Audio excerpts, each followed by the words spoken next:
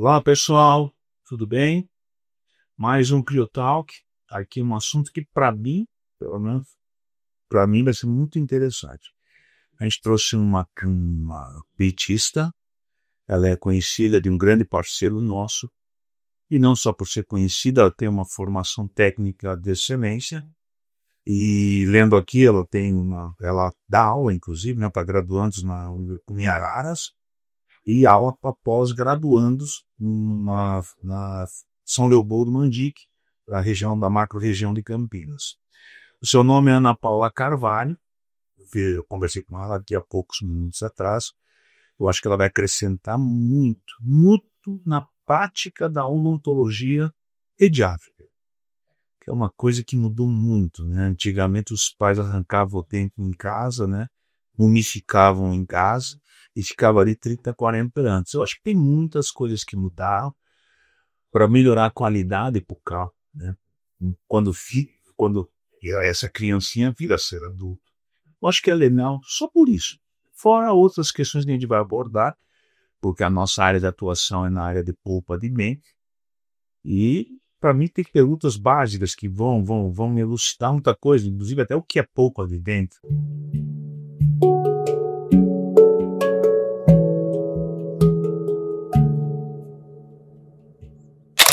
Luísa, é contigo. Ana, boa tarde. Boa tarde. Prazer em estar aqui com vocês hoje. Obrigado. Apesar da introdução do Nelson, eu gostaria que você falasse um pouco de você, da sua formação. Eu sou Ana Paula Carvalho, sou casabranquense, né? Então, vim da terrinha, saí de lá para fazer faculdade em Campinas e fiquei. Da faculdade, entrei na especialização de odontopediatria, segui para o mestrado e para o doutorado. Então, minha formação é toda dentro da odontopediatria.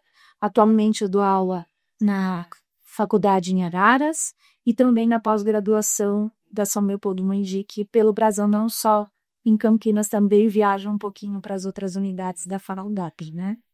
E a odontopediatria entrou na minha vida desde a graduação, onde eu decidi que eu queria ir para essa área da formação de pessoas mesmo. Então, para a área acadêmica, onde fiz minhas pesquisas e atualmente eu atuo nisso.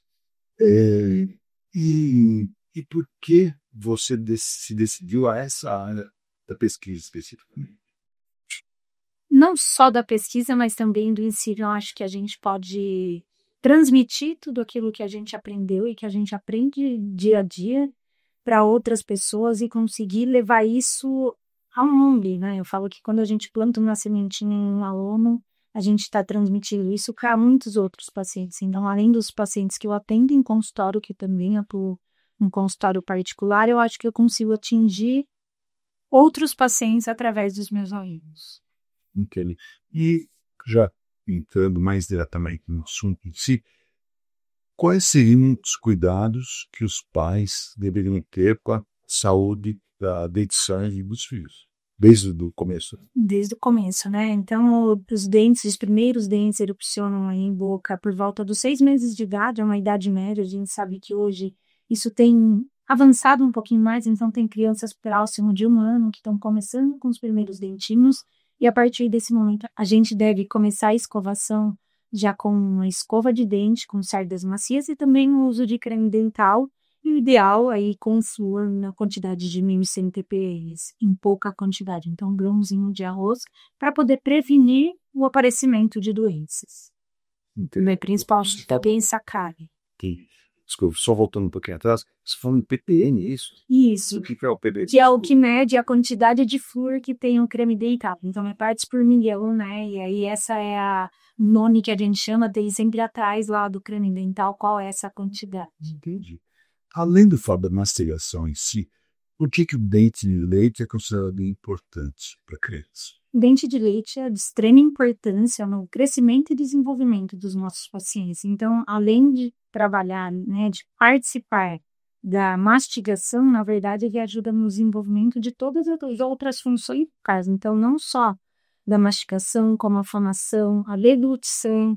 Então, o paciente está crescendo e se desenvolvendo. Ele é guia de erupção para os sucessores permanentes e estimula o crescimento ósseo. Então, é de extrema importância a gente cuidar com os dentes descidos, né? na criança até o desenvolvimento total.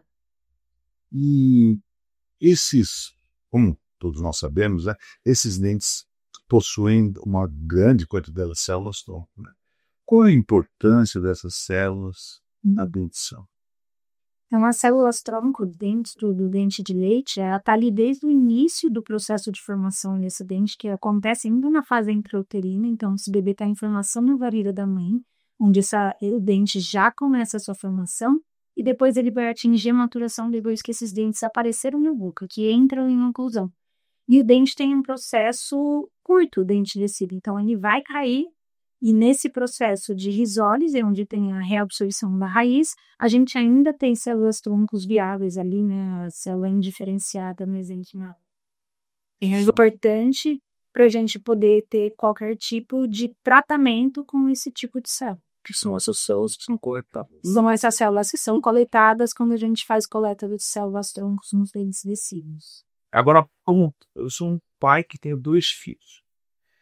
E você já extrai dente de criança? Eu tenho a impressão, eu não vejo isso muito na facilidade e na realidade. Mas deve ter suas indicações básicas, assim. Sem a intenção de de guardar a polpa de dente para extrair a mesenquimal. Eu, como pai, eu tenho as seguintes dúvidas. Quais são as indicações, né, de extrair um dente de uma criança, que não seja para polpa de dente, uma indicação normal de vocês? A dificuldade disso, né? Porque uma criança não morde sua mão, né? Porque a última vez que eu lembro uma vez que eu fui escovar com um dentista, não, uma escova com, né, a gengiva. Mesmo com a gengiva, ele fez aqueles dinicinhos de aço. Era uma pinicada toda vez, né? E outros, assim, extrair um dente de uma criança, que me preocupa, pelo menos, é a segunda dentição, a dentição permanente. Qual que é o critério de você extrair? Se é verdade mesmo que se extrair sem nenhum controle pode afetar o crescimento normal do segundo dente. Existe algum sinalizador, uma coisa que chama, é por aqui, né?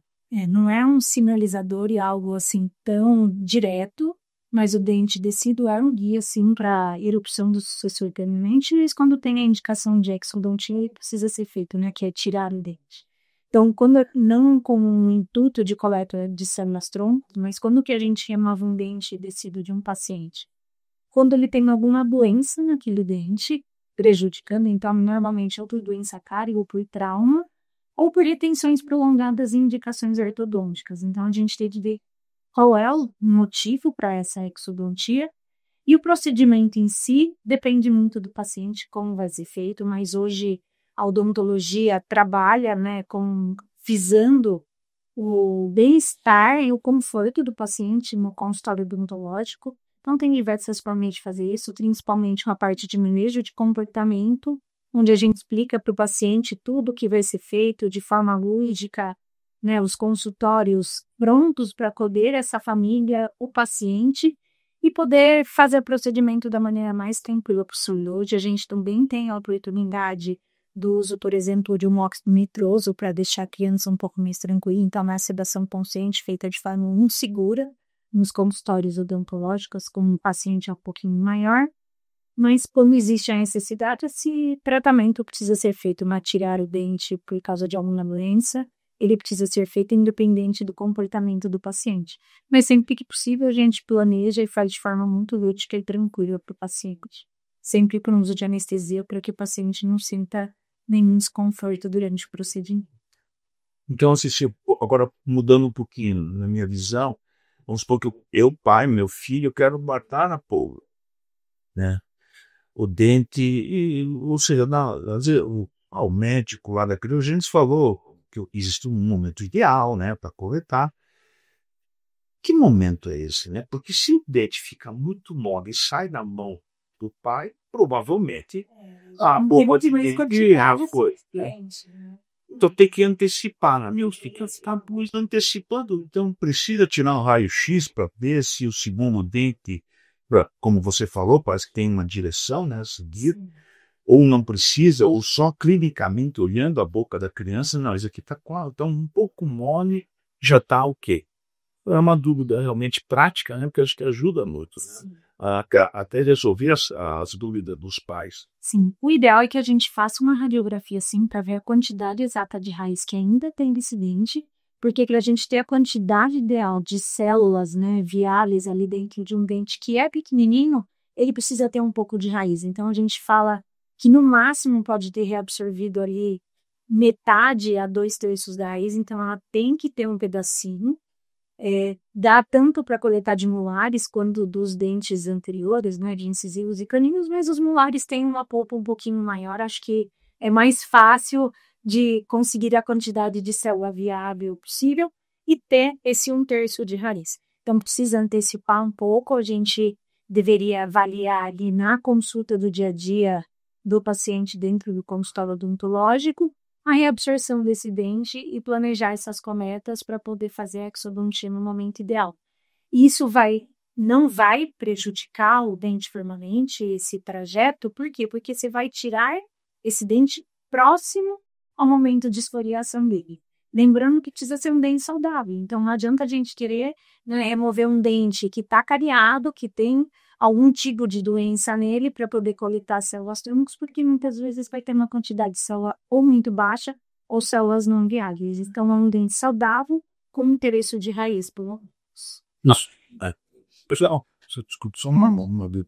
Você falou da extração e tal, mas essa extração, para que se possa ocorrer a coleta de célula tronco, você tem, esse dente não pode estar descolado. A gengiva tem que estar totalmente colada nele ainda, é isso que eu entendi. Sim, e ainda não vai ter muita mobilidade, então aparentemente é um dente que ainda não está pronto para cair, ele tem que estar saudável, mas na idade onde a criança já tem essa reabsorção radicular que a gente só consegue ver na radiografia. Ele pode estar com um pouquinho de mobilidade, que é normal esses dentes que estão com mais da metade reabsorvida, mais da metade da raiz que é absorvida, tem um pouquinho de mobilidade, mas não é uma mobilidade muito grande, e a gengiva está saudável também. Então, além do dente estar saudável, essa gengiva precisa estar saudável. Isso, ou seja, então o pai chega para mim aqui e fala assim, então, eu vou indicar a coleta da polpa de dentro, ele quer coletar a polpa de dentro, por exemplo, para uma família rica em histórico de diabetes, é seguro, então. Feito dentro dos critérios odontológicos, ele não tem risco, vamos dizer assim, de ter algum problema futuro numa coleta que, no meu ponto de vista, como você passou, é sim. Sim, é um procedimento, né? É um procedimento cirúrgico, mas é uma cirurgia simples de ser feita. Então, o processo seria, né, assim, pensando na parte de odontologia hoje, se recebesse um paciente com essa indicação que nunca tomou uma anestesia, fazer um condicionamento para que a gente possa fazer essa anestesia de forma tranquila e segura para a criança, onde ele se sinta confortável, porque a anestesia não é para ser um procedimento doloroso, né? Não é super confortável ficar sentindo aquela sensação esquisita da anestesia, mas a anestesia em si não é de ser dolorosa, então a gente faz hoje de uma forma quase, né, que não é imperceptível porque tem muitas sensações, mas de forma muito confortável mesmo para a criança, onde depois disso vai ser feita a extração, armazenado o dente da maneira ideal que ele precise, e a criança sai dali, né, tomando um sorvete, tendo toda a parte lúdica pós-tratamento odontológico. Então, é um procedimento seguro e não precisa ter muitas preocupações em relação ao sucessor permanente. O que a gente tem que avaliar antes é como está esse sucessor permanente. Aí é o problema. É como o dentista, né, que vai ser avaliado no radiografia. Outra coisa, assim, de prática, né, de total dúvida da minha parte. O uso de informação da anestesia é forte, né, talvez não, mas quando mesmo pequenininho, você falou do cuidado, né, de fazer anestesia, nessas crianças com o dente com pouca mobilidade, mas visivelmente iniciando a risórios, vamos dizer assim, naquela anestesia local tradicional com agulha é feita. Sim, Tá. a gente faz a tradicional com agulha, numa quantidade, né, mínima, mas o suficiente para que a criança não sinta bem, mas o ideal é fazer com agulha. Que acaba tendo uma agulha, né? Sim, pop, não? sim, porque a gente tem que, né, como eles falam, descolar a gengiva ali, então para fazer esse descolamento e depois luxar o dente, a gente precisa deixar o dente bem molinho para poder tirar isso, a gente inclusive explica de forma lúdica para a criança que a gente vai fazer igual o dente de leite. Às vezes eles já perdendo da frente, você vai coletar o do fundo, a gente fala que vai deixar aquele do fundo bem molinho, igual o dente que já caiu, para poder tirar, que aí acaba não sentindo nada no momento desse paciente. Entendi. E o tempo é mais difícil extrair o da frente ou de trás? Existe, na visão de você, né, que trabalho nessa área, há alguma dificuldade maior o de trás do que o da frente? Ou, enfim, Para o paciente? para vocês, tecnicamente. Tecnicamente não é simples, na verdade também, porque assim, a gente já tem a reabsorção radicular, nós não estamos falando de dentes com raízes completamente formadas. Deixa eu estudar Tipo, para falar com os nossos usuários, né? porque o molar, realmente, o molar, quando ele está com a raiz completamente formada, a gente tem algumas dificuldades técnicas um pouco maior, inclusive pelas sensações que o paciente pode sentir durante esse procedimento. Mas como nós estamos falando de dentes com reabsorções radiculares, já 1/3 de raiz ali, praticamente o paciente não tem sensação nenhuma, o paciente estando anestesiado, é um procedimento bem simples de ser feito, então praticamente semelhante ao que é um dente da frente. E me diga uma coisa, essa informação da possibilidade de coletar célula-tronco é uma coisa que o dentista pediatra e pediátrico, ele passa essa informação, você como professora passa essa informação, os alunos da faculdade sabem dessa possibilidade, da importância dessa? Sim, a gente conversa, né, sobre as possibilidades de coleta e sobre os questionamentos ainda em cima dos estudos com essas células de polpa dental.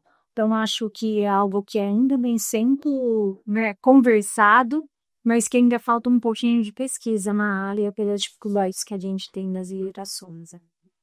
E você acredita que os dentistas devem se envolver mais nessa área de pesquisa com as células propriamente?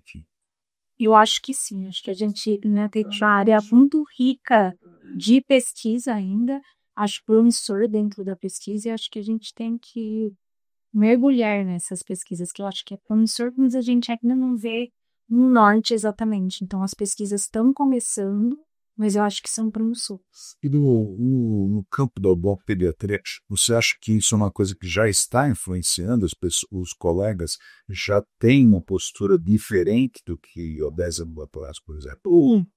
Com certeza, que há 10 anos atrás, eu acho que com certeza. Há 10 anos atrás, eu acho que eu estava escutando me falar em coletar células-troncos de polpa dental pela primeira vez. Falei, nossa, que coisa legal, né? Como que nós vamos fazer isso? Eu tiro da polpa e ponho onde? Já injeto em algum lugar para crescer dente e tudo mais. Mas... E aí as coisas vão se elucidando, né? Nós vamos aprendendo e vem, não, coleta para poder transformar e depois fazer outras coisas com essa polpa, mas eu acho que hoje a gente já tem uma informação muito maior e com as pesquisas acho que o conhecimento vai ficando cada vez melhor. De interessante foi. Eu vou voltar um pouquinho atrás, porque a sua formação nos cuidados é muito interessante, até para ajudar nossos clientes. Você viu que existe hoje uma tecnologia de cuidado dental muito forte. Sim. Tipos de escovas ultrassônicas, não sei o que lá, passa de ter um ppm adequado. Mas com todo esse cuidado que nós temos, o comer doce precocemente, açúcar basal, tem influência? Toda influência. Que cuidado dela, o nosso cliente tem que ter. Nossa, doença CAB, ela é açúcar dependente. Então, o que é isso? Para a gente ter doença CAB, a criança, o adulto, qualquer pessoa que tenha, precisa consumir açúcar. Então, a principal coisa é o consumo consciente desse açúcar, né? Não podemos ser hipócritas e dizer que não pode comer açúcar, pode, mas de forma consciente. Lembrando que a introdução desse açúcar deveria ser após os 2 anos de idade, e não antes disso, pelas recomendações da Organização Mundial de Saúde, após os 2 anos. E o ideal é esse equilíbrio entre o consumo e as escovações dentais. Então, né, quando a gente fala de escovar 3 vezes no dia, não é coisa da cabeça, vem culturalmente, mas hoje a gente tem estudos que mostram que se o indivíduo tiver até 6 desafios cariogênicos, que são 6 consumos alimentares, não necessariamente de açúcar, e 2 escovações, essas 2 escovações sendo eficiente, previnem doença cárie, né? Mas se a gente tiver um consumo maior que 6 vezes, a escovação precisa ser redobrada. Então, isso é algo muito crítico. Eu falo que esse artigo traz para a gente muitas reflexões, que quando você tem uma doença cárie descontrolada na boca de uma criança, o consumo ali está sendo muito alto. Porque eu acredito que os pacientes descobrem, pode ser que não essa escovação não esteja sendo eficiente, aí entra o nosso trabalho de mostrar como que a gente faria essa escovação de fato melhor, mas conscientizar em relação a esse consumo, para ele não ser tão frequente. Como a gente brinca, desde a criança come 1 bis por hora, come 5 bis de uma vez, logo depois do almoço e acarrou a sobremesa, né? Então, beliscar durante o dia é muito mais prejudicial do que o consumo em si do açúcar uma vez por dia. Muito legal. Independente da quantidade. Interessante isso aí. Eu vou pressionar um pouquinho mais, doutora. É assim, um cuidado que nós temos com o nosso pajeiro, quero coletar a polpa de dente, é que essa polpa de dente, o dente vem para nós, a polpa de dente é extraída e colocada em meios de cultura, que é para fazer o crescimento, né, e a individualização dessa osso mesenquimais. Uma coisa que a gente sempre pede, e para o colega na sua área, é que tem que evitar a contaminação, né, bacteriana e a boca, né? Não há é um lugar muito sujo, entre aspas, em relação à presença de bactérias. Exatamente. Então, essa colocação de coletar, eu gostaria que coletasse o dente por causa da cultura de polpa de dente. Mas por trás disso vem aquela coisa, precisa ter o máximo cuidado de esterilidade nesse material, para que chegue estéril, para que a cultura aconteça, porque a presença de bactérias eventualmente pode anular o crescimento da célula tronco mesenquimal.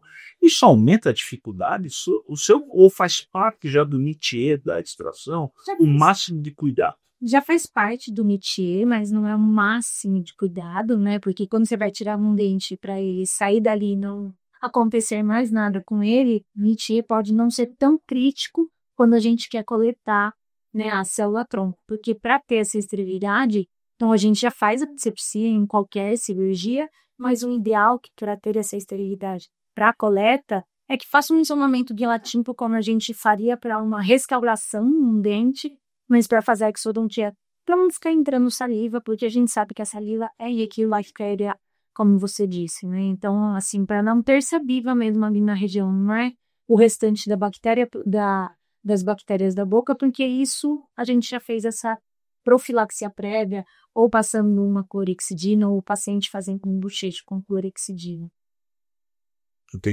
E os trabalhos que você tem feito na faculdade, na parte de pesquisa, né? Em que área que é?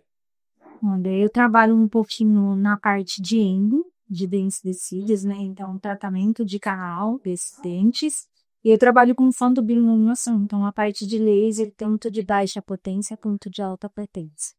Essas são as minhas áreas mais focadas, mas na nossa equipe a gente trabalha muito com a parte de mínima intervenção. Mas parte do TIA é muito bonita, porque obviamente envolve essa fiabilidade da polpa de dente, né? Agora, quando um dente, isso é uma coisa até corriqueira dos populares que questionam isso, que é uma área muito interessante, o dente morre. Quando você faz um tratamento de canal, vamos dizer assim, você perde a viabilidade da polpa, morreu. O que muda desse dente? No dente decido, né, o que a gente quer quando a gente faz um tratamento endodôntico? A gente remove toda essa polpa mesmo, limpa e preenche aquele dente com um material que vai ser reabsorvido junto com as raízes dos dentes decidos. E a gente quer, o grande objetivo é não ter a saúde e a integridade desse tecido de suporte para que o dente, o sucessor permanente, funcione de forma Desse tempo natural e no tempo correto, para que a gente mantenha esse dente decido mais tempo na boca, né? O tempo que ele cairia no tempo normal, até o tempo de... E o tempo normal, em média, a queda de dente tecido vai ter que dar. Depende do dente, né? Então, assim, os dentes anteriores, normalmente o paciente faz a troca por volta dos 7 anos de idade, 6, e os molares por volta de 10, 12 anos de idade. Até 12 anos. É, Bastante tempo. bastante tempo. Tem uma variabilidade aí, né? Tem uns que são um pouquinho antes, uns um pouquinho. Eu sei que você é um pouquinho fora do seu campo, que você trata mais da parte pediátrica, mas em adulto, por exemplo, tem quando você faz o tratamento endodôntico, você obviamente extrai da polpa, e aí provavelmente também substitui com um material. Isso, e também substituir por um material, aí ele só não é reabsorvível, né? Porque o dente permanente, ele é de reabsorver. E o comportamento desse dente, se tivesse a polpa e agora não tem a polpa, muda muito?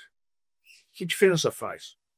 Ele não é mais vivo, então. Tem dificuldade, eu tenho. A coloração diz que muda. Não sei se Depende de como está o material e a causa, né? O porquê que esse dente tem que ser tratado. Às vezes é porque é pouco, mas o que causou isso? A doença cárie, um trauma. Normalmente, dentes traumatizados têm uma mudança de coloração maior, mais agressiva, e onde o paciente corre mais riscos em perder esses dentes, né? Principalmente falando de dentes permanentes. Dentes traumatizados podem ter reabsorções, então muitas vezes vão para tratamento endodôntico até para prevenir essas reabsorções. E hoje, né, o que a gente tem de trabalho com célula, não sei se vocês conhecem ou não, que na verdade não é tirar a célula, e sim contar com a célula indiferenciada lá dentro dos dentes, são dentes permanentes jovens, onde existe hoje um tratamento. E para essa pergunta, que seria a revitalização desses dentes, né? Eu via uns trabalhos em relação a isso.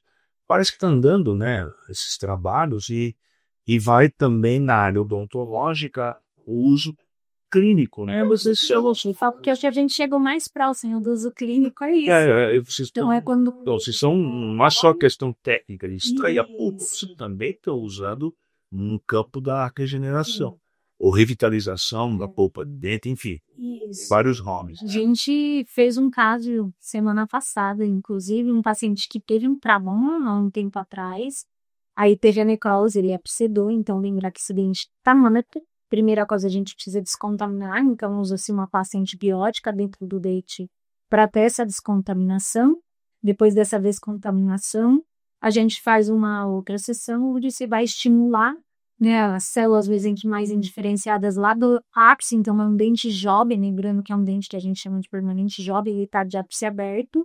A gente estimula o sangramento ali para preencher o dente, e aí tem a neoformação dental lá no ápice e pós-ápice. Então, isso hoje, na literatura, a gente tem bastante caso clínico já sendo feito. E com resultado favorável. Resultados favoráveis. Hoje, a primeira opção do endodontista para permanentes jovens necrosados é a revascularização, e se isso não dá certo, a gente tem outras opções para poder fechar esse ápice. E quanto tempo esse processo todo? Depende da formação que esse dente está. Então, a gente fala, né, quanto mais jovem o paciente é, então, se um paciente que sofre um trauma e tem uma necrose perto dos 7 anos de idade, esse ápice está muito aberto, mas isso também é desfavorável, um prognóstico que não é tão favorável. Quanto mais fechadinho ele estiver, mais favorável vai ser o prognóstico, porque aí tem pouca quantidade de ápice radicular lá para ser formado. Mas demora um ano, mais ou menos, até um pouco mais, porque é um processo de formação de raiz mesmo. Então, é lento, mas a gente vai vendo progressão nos acompanhamentos. Já sei, você faz uma intervenção única ou precisa de uma manutenção? Não, mais de uma para descontaminação, mas depois que fez estímulo das células vesíquimais lá, é só acompanhamento. E aí pode ter insucesso, lógico, né? Esse dente abscedar de novo, não formar. Então, tem 6 meses que foi feito, não formou nada de raiz, opa, alguma coisa está acontecendo. E com 6 meses, a gente precisa ter uma neoformação. Não teve, aí sim a gente vai intervir e partir para uma apsificação ou apsigese, que são outros tratamentos aí para fechamento de ápice radicular. E esse acompanhamento é o que? Ultrassom? Por radiografia ou tomografia. Então, né, sempre para fazer uma revascularização, a gente tem tomografia como base, Aí são feitas algumas radiografias no intervalo, mas aí precisa ter uma tomografia de novo para ter certeza se está tendo inflamação ou não. Então, hoje eles já dizem que é a tomografia específica do dente. Tem alguma coisa que você queira falar? Que a gente importante para você abordar? Tá, eu achei muito interessante. Embora você não tenha falado sobre a cultura do seu atropelo intelectual, como comentou, mas é muito interessante o aspecto geral clínico, né? A facilidade que é. Eu via como pai, e falando dos outros pais comentarem a seu atual, uma dificuldade imensa. Então, como eu retraí em relação a isso, pela dificuldade, eu vejo com mais facilidade do que. Eu acho que o grande receio, na verdade, hoje é submeter a criança a uma anestesia para mente, porque muitas vezes, né, a gente está falando de pais que normalmente têm higienização na culpa dos filhos, tem um controle desse açúcar, então onde a gente não tem doença. Falou que a criança zero cárie, muitas vezes nunca passou por um procedimento mais invasivo no consultório odontológico. E aí muitas vezes vai passar para poder fazer a remoção de um dente para coleta, né? E aí isso precisa ser trabalhado com os pais e com as crianças, no meu ponto de vista, porque acho que é onde tem o maior receio em relação à parte comportamental, mas como que vai ser feita essa anestesia? Vai doer, não vai doer? O que meu filho precisa estar preparado? O que eu posso falar, o que eu não posso? Mas como esses pais trazem essas dúvidas, para a gente é um pouco mais fácil, porque aí a gente consegue clarear isso para eles, né, dessa forma que a gente está conversando aqui, e não deixar tantas dúvidas no ar, porque às vezes vai lá direto para falar, mas eu já vim para coletar, mas a criança nunca tomou anestesia, nunca passou por nada invasivo, e vai estar ali morrendo de medo. Mas tem crianças também que com 6, 7 anos de idade, que é daí para cima, né, pode ser até um pouco antes, por volta de 5 anos de idade, ali nos dentes anteriores, para fazer essa remoção dos dentes, muitos deles já são muito colaborativos e entendem aquilo que a gente está falando. Então, no processo de manejo do comportamento, a gente consegue ir clareando para poder fazer o procedimento de forma mais tranquila possível para o paciente e para a família. Então quer dizer que não necessariamente você vai abordar esse paciente na primeira vez que ele vem. Depende. Não necessariamente. Acho que depende do paciente. É sempre bom uma avaliação, ainda mais se ele for a primeira vez com o dentista, né? Para fazer a coleta, não conhece o dentista, então a criança ela precisa criar um vínculo para poder confiar em um profissional. Muito difícil a gente sair fazendo um procedimento invasivo se a criança for não colaboradora, sem ter essa criação de vínculo. E essa criação de vínculo dificilmente a gente consegue numa primeira consulta para já fazer o procedimento invasivo. Isso a gente acaba fazendo em procedimentos de urgência, onde a criança está com dor e a gente vai ter que fazer o procedimento invasivo de qualquer maneira. Estamos no final aqui do CrioTalk em relação à odontologia. A doutora Ana Paula, para mim, foi esclarecedor em termos da prática, né, nesse campo difícil que é a pediatria. É um campo extremamente diferente.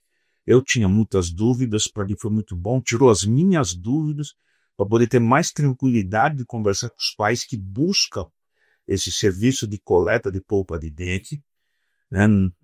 Ela também foi muito didática, né? Ela também está acostumada, ela dá aula para graduação, ou seja, são alunos, né, que precisam de uma informação correta na Uniararas, e talvez não menos difícil, que também é pós-graduação na Faculdade Wandi, da macro-região de Campinas.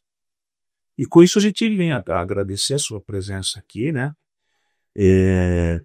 A casa sempre será sua, que a gente tem, você sabe agora que nós temos essa tecnologia de coleta de polpa de dente.